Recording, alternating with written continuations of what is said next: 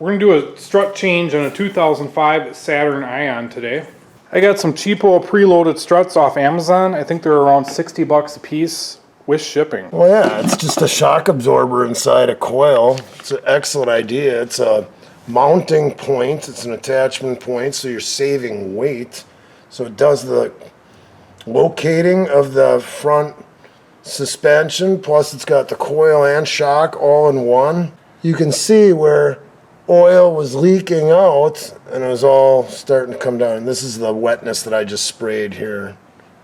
But as they start to lose oil, then all of a sudden you're starting to go boing, boing, boing, boing, or you hit a pothole and it bottoms because there's no fluid left in it. Right, it was going down the freeway, and after you'd go over a dip, the front end would do one of these numbers. When it's still doing it at the stop sign is when it's the funniest. You see a lot of guys with old Cadillacs, and their air suspension is blown out, and they come to a stop, and the car's still going like this, and they're embarrassed. They look forward.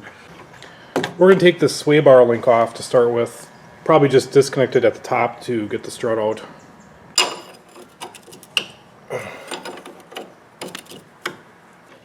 This is after 2 minutes, though. Shit, is that thing strong. This thing comes right up off of here. I don't think we really have to worry about that too much. We just put the nuts on backwards. We're going to see if we can drive these bolts out.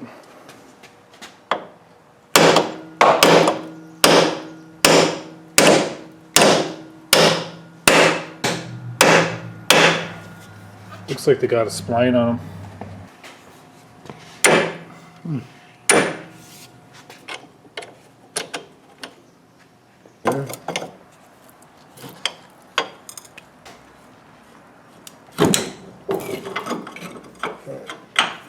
Uneventful. So it's still held in at the top. We'll pop the hood. Well, while I zip this nut off, he's going to catch it.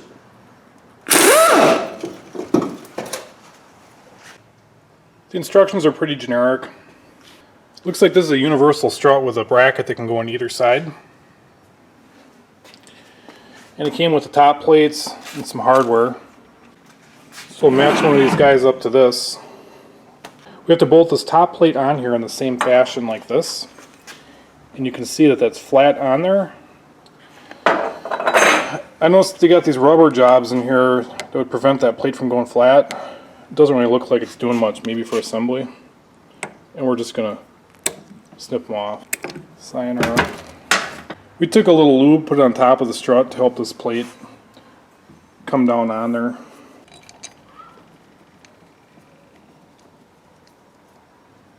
This is too far apart here. We're going to squeeze this together a little bit.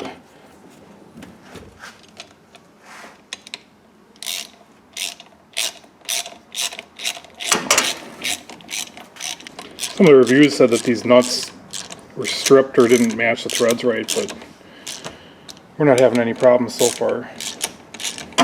If you went to AutoZone and you didn't buy this preloaded setup, they got a device that has these hooks, one under here, and these, and then as you tighten this steering wheel, like it puts this in tension, then you can undo this nut on top.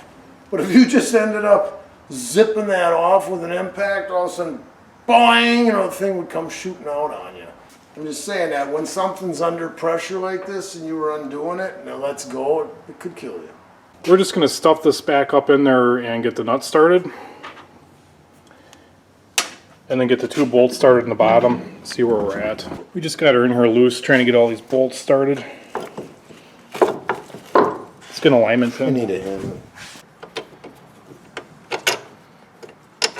There, if you whack it, it'll go.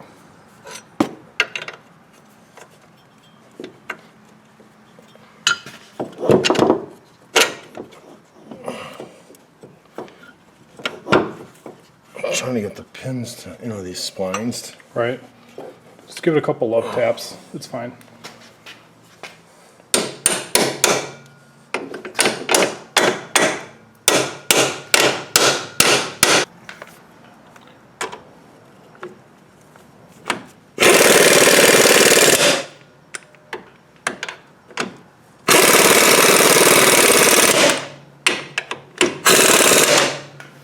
think it was back towards there.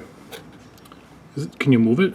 Yeah, this moves. So it was at the So back. So it's got a hair bit of camber adjustment here.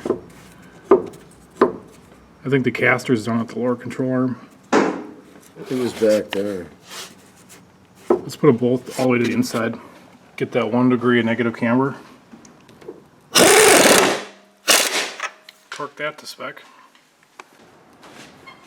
Oh, there is. Used to buggy bounce. Stiff as a board now, eh? It's gonna, She's stiff.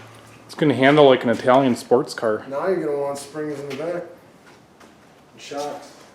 Right, who knows how much that's sagging from when it rolled off the showroom floor.